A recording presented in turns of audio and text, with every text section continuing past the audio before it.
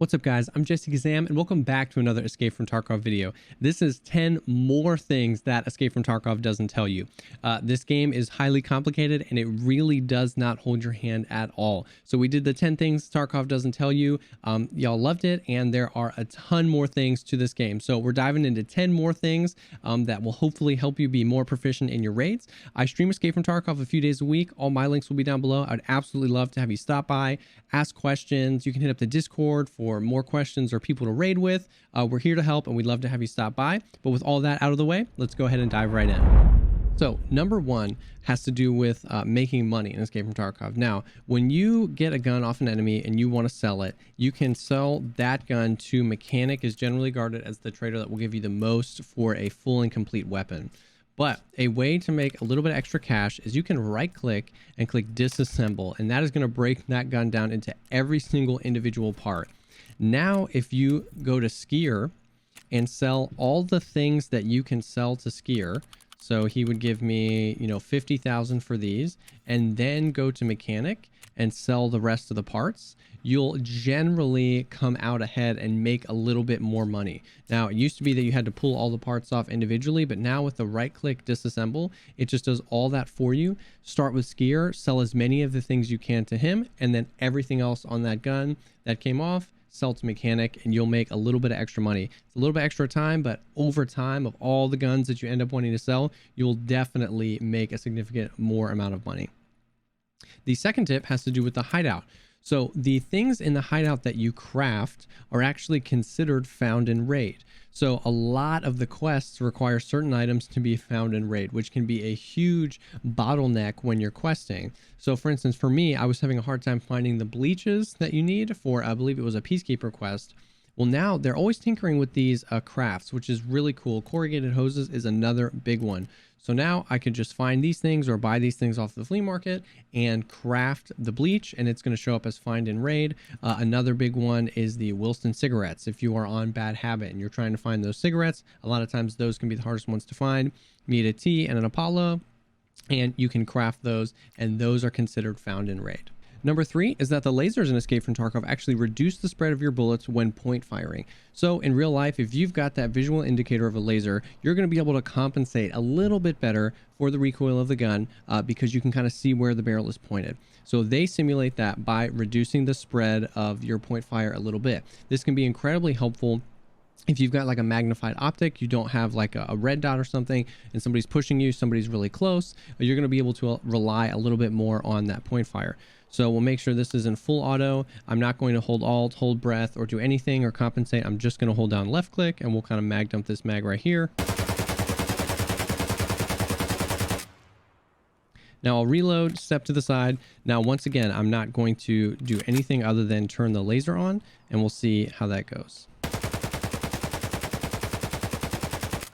So you can see how much tighter of a spread that we get right here. This can be incredibly helpful. Now we still get the vertical kick, the initial kick. It's not going to, compensate for that, but it's just going to tighten everything up and it's going to kind of level out a lot quicker. Once again, this can be incredibly helpful and incredibly valuable at close ranges. You can trust this a little bit more. Obviously, you've got that visual indicator, so you can even help compensate a little bit with it and get that tighter. But the downside of the lasers is, of course, if you're clearing rooms or something, your enemy can spot that laser as well. But it does give you more of a benefit than just you being able to see. It actually, even with your hands off the keyboard, it is going to reduce that spread a little bit more. Now, number four is you can actually bind some of the taunts and stuff like that in Escape from Tarkov to the keys on your keyboard, to the function keys. So if you double tap Y, you can see this huge function wheel, the comms wheel right here, which is really awesome. They've spent a lot of time creating all sorts of taunts and stuff like that, and these can be used in a bunch of different ways. You can actually use them to communicate with other players or other scavs. You can use them to kind of meme around, to taunt other people, to intimidate people. A lot of times if there's really close quarters battles going on, people just start spamming them and it just kind of adds to the pressure on the other person. All sorts of stuff can be had, but if you're trying to find a specific one that you've heard before in raid, it can take forever. So if I wanted to hit attention, I could right click that and then assign that to F8. So then now if I just hit F8, now I'm a bear, so that's in Russian, but I can hit that whenever I want, and it's going to do that comm. Now you can do the same thing with the taunts, or with the hand gesture. So if I right click the thumbs up and assign that to F9, we can back out, and then I can hit the thumbs up whenever I want. So you can use that in all sorts of different ways, in funny ways and in serious ways, but know that it's available. You can make those a little bit quicker access.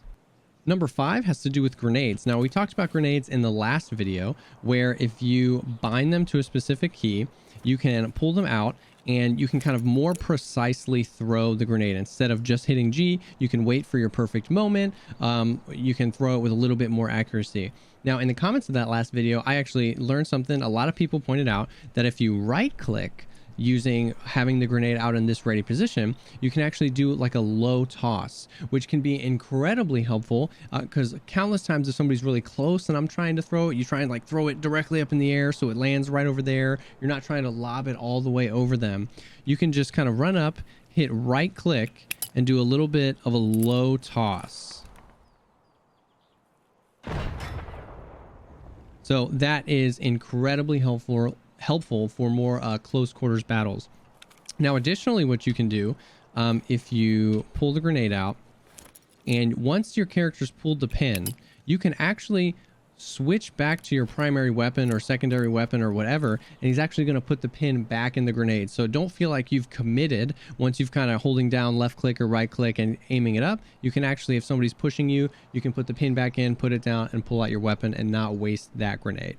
Number 6 has to do with the order that the grenades are thrown. So if you're just hitting G and you're not binding any of the grenades to specific keys, how you put the grenades in your rigs and your pockets matters. So he's always going to pull grenades first from left to right from your pockets, and then he'll move left to right, top to bottom out of your rig. So if you've got grenades in here and then a few flashbangs up in your rig and you're wanting to throw those flashbangs first, that's not going to work.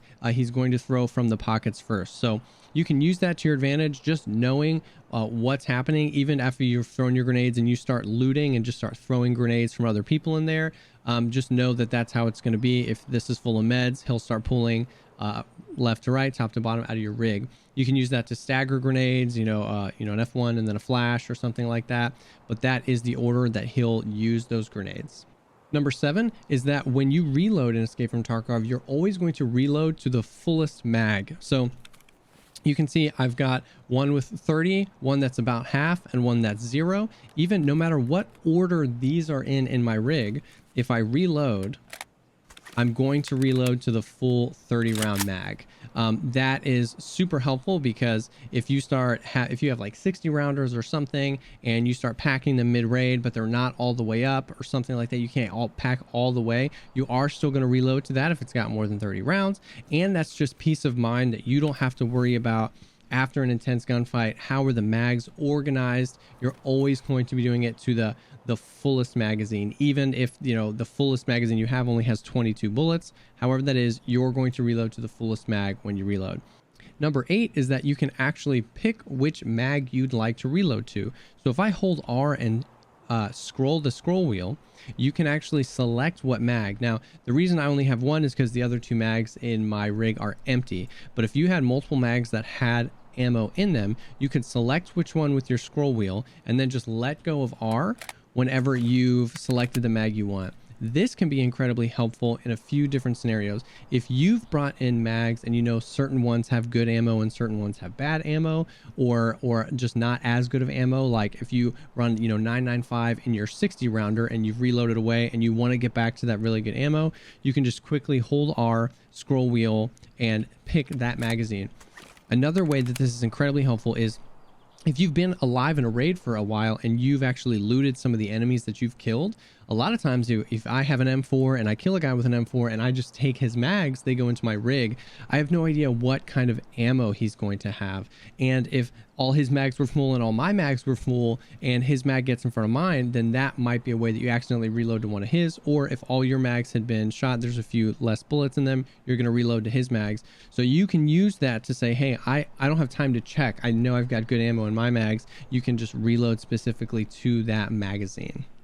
Number 9 is that you can actually check how many rounds are in a mag, even if it's in your rig here. So just like you can hit Alt T and that will pull the mag out and let you know roughly how many rounds are in it.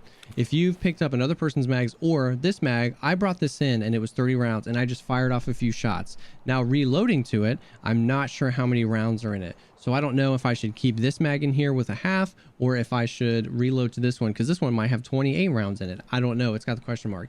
If you middle mouse button on that mag, it's essentially doing the same thing of the Alt T when you pull the mag out and check, but it's leaving it in your rig. So you can skip reloading to it, then Alt T, check. Oh, no, the other one was more full. So let me reload back to the other one. So just by middle mouse button, I can do the little animation. It's like, okay, this is almost full. I do want to reload to that one, and you're good to go there.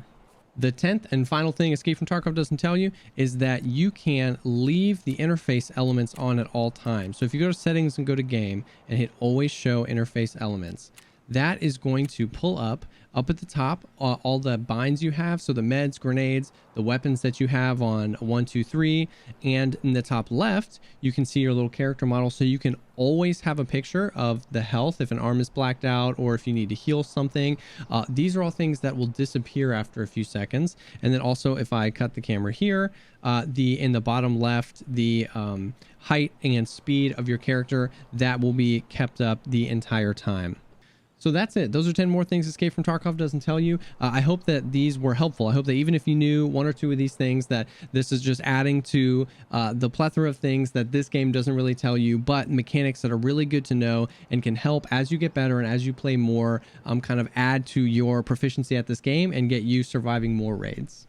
Thank y'all so much, as always, for taking the time to check out this video. I hope that these tips really helped. And if you have any questions about these tips, or if there's anything that I missed that you'd like to maybe see in a future video, drop that in a comment down below. Drop the video a like if you liked it. It really helps me out. And thinking about subscribing for more Escape from Tarkov content like this. I'm always trying to create content that helps shorten the learning curve of the game and get you and your raids having fun as soon as possible. Thank you so much again for stopping by, and I will see y'all on the next one.